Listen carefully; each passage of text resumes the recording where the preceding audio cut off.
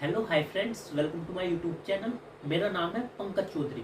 आप लोग थंबनेल देख के ही समझ गए होंगे कि आज की वीडियो किस टॉपिक पे होने वाली है। आज की इस वीडियो में मैं आपको बताऊंगा अपने 4 ईयर बीटेक के बारे में कि उसका एक्सपीरियंस कैसा रहा, यानी कि 4 ईयर इंजीनियरिंग एक्सपीरियंस के बारे में मैं आपके साथ शेयर करूंगा। तो प्लीज़ आप इस वीडियो को पूरा वॉच कीजिए, क्योंकि आपको इस वीडियो को देखने के बाद में बहुत कुछ सीखने को मिलेगा और मैं चाहता हूँ आप ज़्यादा से ज़्यादा नॉलेज को गेन कर सको, बातों को समझ सको। देखिए, जब हम फर्स्ट ईयर में एडमिशन लेते हैं तो हमें कुछ भी नहीं पता होता कि इंजीनियरिंग लाइफ क्या है, इंजीनियर क्या है, हमें इंजीनियर बनना है तो किस किस स्टेप को अच्छे से फॉलो करना पड़ेगा। हमें कोई भी अच्छे से गाइड नहीं कर पाता। किसी किसी स्टूडेंट्स को गाइडेंस मिल जाती है, लेकिन किसी किसी को नहीं मिल पाती है। लेकिन जो मोस्ट ऑफ द केस में जो स्टूडेंट्स होते हैं उनको गाइडेंस अच्छी नहीं मिलती है, जिसकी वजह से वो भटक जाते हैं। अब जैसे कि मेरी इलेक्ट्रॉनिक्स में ब्रांच थी, इलेक्ट्रॉनिक्स एंड कम्युनिकेशन। अब इसमें जो स्टूडेंट्स होते हैं जो जॉब करते हैं वो आईटी सेक्टर में भी चले जाते हैं, वो इलेक्ट्रॉनिक्स कंपनी में भी जॉब करते हैं और वो टेलीकॉम कंपनी में भी जॉब करते हैं। तो 4 साल तक बंदा क्या होता है, भटकता रहता है। उसको ये नहीं पता होता कि मुझे आईटी फील्ड में जॉब करनी है, मुझे इलेक्ट्रॉनिक्स फील्ड में जॉब करनी है, या मुझे टेलीकॉम फील्ड में जॉब करनी है। तो ये सारी चीज़ें होती है जो हमें इंजीनियरिंग लाइफ में फेस करनी होती है। तो यहाँ पे मैं फर्स्ट ईयर से डिस्कस करूँगा। देखिए, सबसे पहले जब भी आप एडमिशन लेते हो फर्स्ट ईयर में आपका फोकस होना चाहिए स्टडी के ऊपर, क्योंकि आप फर्स्ट ईयर में चीज़ों को समझना स्टार्ट करते हो। जब आप चीज़ों को समझना स्टार्ट करते हो तो आपका माइंड ओपन हो जाता है, आप उसको जल्दी से कैच करने लगते हो। यानी कि आपको सेकंड ईयर में इतनी मेहनत करने की ज़रूरत नहीं पड़ेगी जितनी आपको फर्स्ट ईयर में पड़ेगी। सबसे ज़्यादा मेहनत की ज़रूरत पड़ेगी आपको फर्स्ट ईयर में, उसके बाद सेकंड ईयर में, उसके बाद थर्ड ईयर में, और फाइनल ईयर का तो आपका पता भी नहीं चलता, वो हो जाती है। देखिए, अब आप यहाँ पे अच्छे से समझिए। आपके पास 5 से 6 सब्जेक्ट होते हैं फर्स्ट सेमेस्टर में। एक साल के अंदर 2 सेमेस्टर होते हैं। फर्स्ट सेमेस्टर में हमारे टाइम पे 5 सब्जेक्ट थे, लेकिन आपके टाइम पे शायद 6 हो गए हैं। तो आपको उन्हें अच्छे से डीपली स्टडी करनी है, क्योंकि ये बीटेक का क्या है, एक बेस है। जो बेसिक चीज़ें होती है, जैसे कि हमारी जो ब्रांच है इलेक्ट्रॉनिक्स एंड कम्युनिकेशन, आपको ध्यान देना होता है। जैसे कि इलेक्ट्रॉनिक्स का कोई भी सब्जेक्ट हो गया, उसमें आपकी क्या रहेगी, डायोड, मॉसफेट, ट्रांजिस्टर, ये चीज़ क्या होती है, यानी कि जो बेसिक लेवल है। लेकिन आपको फर्स्ट ईयर में क्या लगेगा, ये थोड़ा हार्ड लगेगा। क्यों लगेगा, क्योंकि आपने कभी पढ़े नहीं है। आपने पढ़े हैं, ट्वेल्थ में पढ़े हैं, लेकिन कभी ध्यान नहीं दिया है। लेकिन फिर भी आपको यहाँ पे डीपली पढ़ना पड़ेगा बीटेक के अंदर। ये क्या है, लेकिन बेसिक है, ज़्यादा हार्ड नहीं है। लेकिन आपको इस चीज़ का रियलाइज तब होगा तब आप सेकेंड ईयर में आ जाओगे। जब आप सेकेंड ईयर में आ जाओगे तो आपको लगेगा कि यार फर्स्ट ईयर तो काफ़ी आसान थी। लेकिन मैं आपको एक बात बताना चाहूँगा, जिस बंदे की फर्स्ट ईयर हो जाती है, ये समझो उसकी बीटेक हो जाती है। क्योंकि जो सबसे ज़्यादा बंदे बीटेक को छोड़ते हैं वो फर्स्ट ईयर में छोड़ देते हैं, उनसे फर्स्ट ईयर में नहीं होती है। लेकिन जिस बंदे ने अच्छे से फर्स्ट ईयर कंप्लीट कर ली वो फाइनल ईयर तक आसानी से पहुंच जाता है। तो आपको यहाँ पे क्या करना है, अच्छे से डीपली स्टडी करनी है फर्स्ट सेमेस्टर के अंदर, और सेकंड सेमेस्टर जैसे आएगा आपको वहाँ पे भी अच्छे से स्टडी करनी है। तो एक साल आपको अच्छे से देना है स्टडी में, थ्योरेटिकली। मैं आपको प्रैक्टिकली नहीं बोलूँगा फर्स्ट ईयर के अंदर, क्योंकि आपको थ्योरेटिकली चीज़ों को समझना है। और एक बात और, यहाँ पे बहुत से बंदे होते हैं जो कि यूपी बोर्ड से होते हैं। मैं खुद क्या था, यूपी बोर्ड से था। मैंने 10th और 12th क्लास यूपी बोर्ड से की थी। मैंने बहुत सी प्रॉब्लम को फर्स्ट ईयर में फेस की थी। जैसे कि हम ट्वेल्थ में पढ़ते थे परमाणु, लेकिन हम यहाँ पे बीटेक में फर्स्ट ईयर में आने के बाद में हम पढ़े उसको एटम्स। हम फर्स्ट ईयर में जो इंग्लिश के जो वर्ड होते हैं हम फर्स्ट टाइम सुनते हैं। जैसे कि हम ट्वेल्थ में पढ़ते थे अणु, लेकिन यहाँ पे क्या पढ़ना पड़ता है, मॉलिक्यूल्स। तो जितने भी हमारे ये वर्ड है हमें ये सारे के सारे सीखने होते हैं। लेकिन जो सीबीएसई का बंदा होता है उसको ये चीज़ें पहले से आती है, उसको ज़्यादा मेहनत की रिक्वायरमेंट नहीं होती है, उसको ज़्यादा मेहनत नहीं करनी पड़ती है। लेकिन जो यूपी बोर्ड का बंदा होता है उसको फर्स्ट ईयर में मेहनत की बहुत ज़्यादा ज़रूरत होती है। क्यों, किस वजह से, वो है मेन पॉइंट इंग्लिश की वजह से, क्योंकि उसको इंग्लिश भी समझनी है और जो कॉन्सेप्ट है टॉपिक का वो भी क्लियर करना है कि जो हमारा कोई भी टॉपिक चल रहा है उसका क्या पर्पस है, क्या स्ट्रक्चर है, क्या वर्किंग है, कोई भी टॉपिक हो सकता है, तो आपको वो तो समझना ही है। लेकिन सबसे बड़ी जो मेन प्रॉब्लम आती है यूपी बोर्ड वालों के लिए वो आती है इंग्लिश लैंग्वेज की। वो अच्छे से लिख भी नहीं पाते हैं। और एक बात का और मैं आपको अच्छे से बताऊंगा, जो आपके कॉलेज के जो सेशनल होते हैं उनको आप अच्छे से पढ़ के दीजिए। आपके 2 बार कॉलेज में सेशनल होता है, फिर पीयूटी होता है। पीयूटी मतलब जो आपके एग्जाम होता है फाइनल, उसी के पैटर्न पे आपका एग्जाम आता है पीयूटी में, जिससे कि आपकी अच्छे से प्रिपरेशन हो जाए। तो आपको ये एग्जाम अच्छे से पढ़ के देने हैं, तो आप की बैक नहीं लगेगी कभी भी, मैं आपको गारंटी देता हूँ। अगर आपने सेशनल एग्जाम पढ़ के दिए, अच्छे से स्टडी करके दिए, तो आपकी फाइनल पेपर में बैक नहीं आएगी। तो आप इस तरीके से फर्स्ट ईयर को निकाल सकते हो, आसानी से पास कर सकते हो। और जब आप सेकंड ईयर में आएंगे तो आपको प्रैक्टिकल चीज़ों पे ध्यान देनी है। हमने क्या था, मैंने खुद ने, हम प्रैक्टिकल चीज़ों पर बहुत कम ध्यान देते थे, ठीक है, क्योंकि हमें कोई गाइड करने वाला भी नहीं था। हमें ये था कि हमारे हाथ में डिग्री आ जाएगी, हम इंजीनियर बन जाएंगे, ठीक है। अब सेकंड ईयर पे आने से पहले मैं थोड़ी फर्स्ट ईयर की और बातें कर लेता हूँ। देखिए फर्स्ट ईयर में हमारे पास सब्जेक्ट होते हैं कुछ, जैसे कि एक सब्जेक्ट होता है सी लैंग्वेज।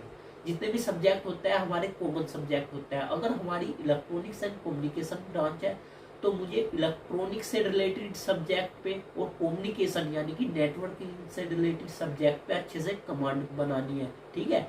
आपकी है तो आपको बनानी है।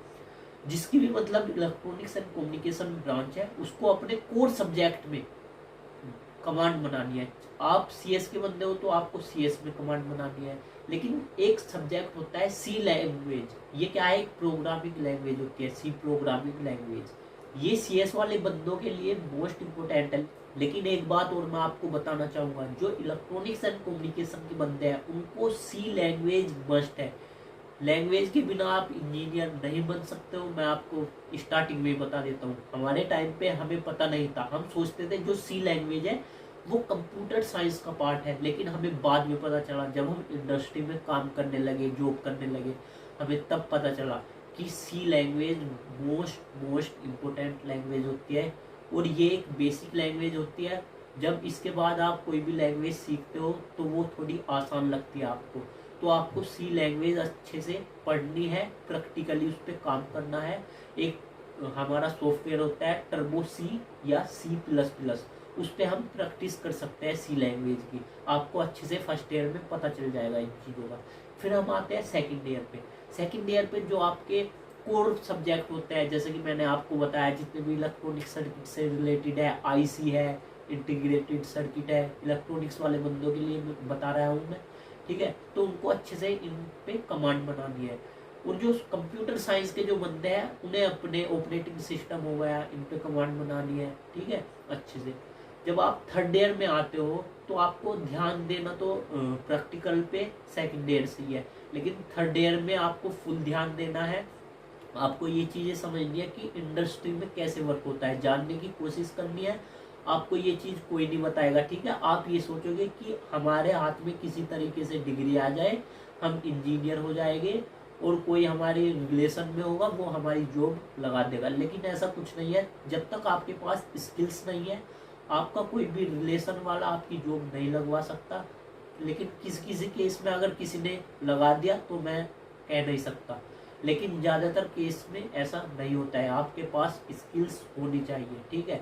अगर मैं ही हूँ, मैं खुद बंदा हूँ, ठीक है, मुझे किसी अदर बंदे की जॉब लगवानी है अपनी कंपनी में, तो मैं उसी बंदे के लिए अपने बॉस से बात करूँगा जो मुझे लगेगा कि हाँ इसके अंदर स्किल्स है, ठीक है। और जब मुझे ये पता है कि इस बंदे को कुछ नहीं आता तो मैं अपने बॉस से भी बात नहीं कर सकता हूँ। तो ये बातें आपको समझनी होगी।